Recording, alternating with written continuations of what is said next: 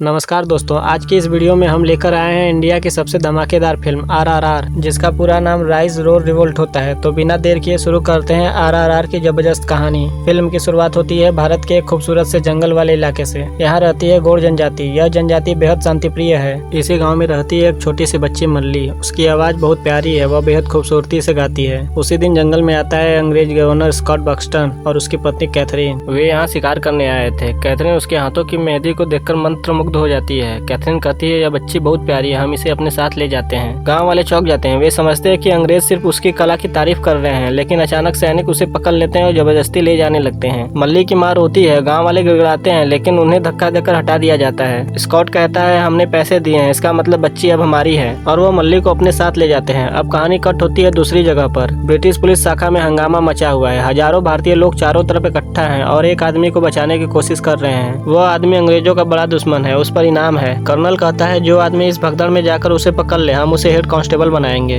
कोई भी आगे आने की हिम्मत नहीं करता, लेकिन तभी आगे आता है अल्लूरी सीताराम राजू, ब्रिटिश पुलिस का बहादुर, अनुशासित और बेहद खतरनाक अफसर। वह अकेला भीड़ के बीच कूद जाता है। सब उसे मारते हैं, पत्थर लगते हैं, लेकिन वह हार नहीं मानता। आखिरकार वह उस आदमी को पकड़ लाता है। एक दिन एक आदमी अंग्रेजी अफसर एडवर्ड के पास आता है। वह उसे गौड़ जनजाति के बारे में बताता है। वह कहता है कि इस समुदाय के लोग बहुत ही शांत स्वभाव के होते हैं, लेकिन उनका एक भी साथी खो जाता है तो वो लोग चुप नहीं रहते। वह कहता है कि उनका एक गदरिया होता है जो पूरे समूह की रक्षा करता है और वह दिल्ली आ चुका है। यह सुनकर एडवर्ड अपने अफसरों को बुलाता है और उसे पकड़ने का आदेश देता है, और इस मिशन को संभालने की जिम्मेदारी मिलती है राम राजू को। अब हमें कहीं दूर एक जंगल दिखाया जाता है जहाँ एक आदमी खड़ा होता है। यह आदमी है कोमरम भीम, जो गौड़ जनजाति का रक्षक होता है। इस जंगल में वह शेर का शिकार करता है और उससे जिंदा पकड़ता है। भीम यह प्रण लेता है, जब तक मल्ली वापस नहीं आती मैं चैन से नहीं बैठूंगा। यही से भीम दिल्ली की ओर निकल पड़ता है। यहाँ वो अपनी पहचान छुपाने के लिए नकली नाम अख्तर इस्तेमाल करता है। वह दिल्ली पहुंचकर एक गैराज में मैकेनिक का काम करता है। एक दिन नदी के पास अचानक एक ट्रेन पटरी से उतरकर आग पकड़ लेती है और नदी में गिर जाती है, जहाँ एक छोटा बच्चा मछली मार रहा होता है। आग चारों तरफ फैल जाती है। भीम और राम राजू दोनों इस हादसे को देखते हैं। बिना जाने उन्हें लगता है कि दोनों का एक ही मिशन है। भीम रस्सी निकालता है, राम राजू झंडा उठाता है। दोनों एक दूसरे को इशारे करते हैं। दोनों अपनी अपनी जगह दौड़ते हैं, एक घोड़े पर एक बाइक पर, रस्सी फेंकते हैं, आग के बीच छलांग लगाते हैं और मिलकर उस बच्चे को बचा लेते हैं। फिर दोनों हाथ मिलाते हैं। अब दोनों दोस्त बन जाते हैं, साथ में जॉगिंग करते हैं, हंसी मजाक करते हैं और बाइक राइड भी करते हैं। इन सब के बीच भीम को जेनिफर पसंद आ जाती है। वह एक अंग्रेज लड़की है, शांत, दयालु और सादगी भरी, लेकिन भीम को अंग्रेजी बोलना नहीं आता, तो राम राजू उसे लड़की से बात करने में मदद करता है। दोनों के बीच रोमांस टॉप पर होता है। जेनिफर भीम को एक पार्टी का इनविटेशन देती है, जिसमें भीम और राम राजू दोनों जाते हैं, लेकिन इस पार्टी में अंग्रेज भारतीयों को नीचा दिखाते हैं। वह कहते हैं कि इंडियन डांस बहुत गंदा होता है। तभी राम राजू भीम को आगे करता है और दोनों मिलकर पेश करते हैं नाटू नाटू। इतना तगड़ा डांस कि पूरे अंग्रेज हिल जाते हैं। एक दिन राम राजू को पता चलता है कि जिस आदमी को उसे पकड़ना है वह और कोई नहीं बल्कि भीम है। राम राजू बहुत गुस्सा होता है, लेकिन वह अपने गुस्से को शांत कर लेता है। उसी समय भीम को मौका मिलता है मल्ली को बचाने का। वह जानवरों से भरा ट्रक किले में घुसा देता है। शेर, बाघ, हिरण सब सैनिकों पर टूट पड़ते हैं। भीम खुद भी डरावने रूप में लड़ता है। भीम मल्ली को छुड़ाने ही वाला होता है कि राम राजू सामने आ जाता है। दोनों एक दूसरे को पहचान जाते हैं। भीम भावुक है, राम राजू कर्तव्य में बंधा है। दोनों पूरी ताकत से लड़ते हैं। आखिरकार राम राजू भीम को पकड़ लेता है। भीम को कैद कर लिया जाता है। गाँव वाले विलाप करते हैं। राम राजू खुद अंदर से टूट चुका है। इसके बाद राम को वहाँ का स्पेशल ऑफिसर बना दिया जाता है। अब हमें राम राजू की बैक स्टोरी दिखाई जाती है। उसके पिता वेंकटा राम राजू अंग्रेजों के आर्मी में काम किया करते थे। वो अंग्रेजों द्वारा हिंदुस्तानियों पे अत्याचार देखकर वहाँ का काम छोड़ देते हैं और एक क्रांतिकारी बन जाते हैं। एक दिन अचानक अंग्रेज उन पे हमला कर देते हैं, जिसमें राम राजू के पिता, भाई, माँ ब्रिटिशों के खिलाफ लड़ते लड़ते मारे जाते हैं। उसके पिता ने अंतिम इच्छा जताई, अगर तुम हथियार नहीं दोगे तो हमारी आने वाली पीढ़ियां गुलाम रह जाएगी।